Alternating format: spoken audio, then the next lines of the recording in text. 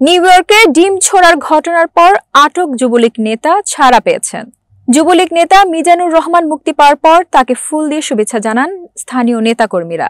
জাতীয় নাগরিক পার্টির সদস্য সচিব আক্তার হোসেনকে ডিম ছোড়ার ঘটনার পর আটক যুবলীগ নেতা মিজানুর রহমান জামিনে ছাড়া পেয়েছেন। কুইন্স কাউন্টি ক্রিমিনাল কোর্ট তাকে মঙ্গলবার নিউ ইয়র্কের স্থানীয় সময় রাত ৯টার জামিনে মুক্তি দেয়। এ সময় আওয়ামী লীগের নেতাকর্মীরা তাকে ফুল দিয়ে বরণ করেন এবং স্লোগান দেন।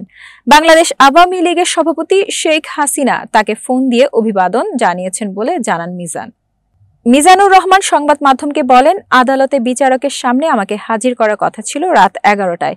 আওয়ামী লীগের শতাধিক কর্মীর ভিড় এড়াতে আদালত আমাকে ৮:৩০টায় বিচারকের সামনে উপস্থিত করেন। আমার সম্পর্কে আনা অপরাধ প্রমাণিত না হওয়ায় আদালত আমাকে জামিনে মুক্তি দেন এবং আগামী মাসে কোর্টে যাওয়ার জন্য তারিখ দেন। আমার নামে মামলা করা জাহিদ খানকেও আমি চিনি না। আমার ধারণা এয়ারপোর্টের ঘটনার পরিপ্রেক্ষিতে পরিকল্পিতভাবে আমাকে আটক করানো হয়েছে মিথ্যা মামলায়। জাতিসংঘের সাধারণ পরিষদের ৮০তম অধিবেশনে যোগ দিতে যুক্তরাষ্ট্রের নিউ ইয়র্কে সফররত অন্তর্বর্তী সরকারের প্রধান উপদেষ্টা অধ্যাপক মোহাম্মদ ইউনূসের প্রতিনিধি দলে থাকা আক্তার হোসেনের গায়ে ডিম ছোড়েন Mizanur Rahman. John F Kennedy বিমানবন্দরের ৪ নম্বর টার্মিনালে ২২ সেপ্টেম্বর সোমবার বিকেল ৫টার দিকে এই ঘটনা ঘটে। রাত ৯:৩০টার দিকে জ্যাকসন হাইটসের বাংলাদেশ স্ট্রিট থেকে পুলিশ মিজানকে আটক করে।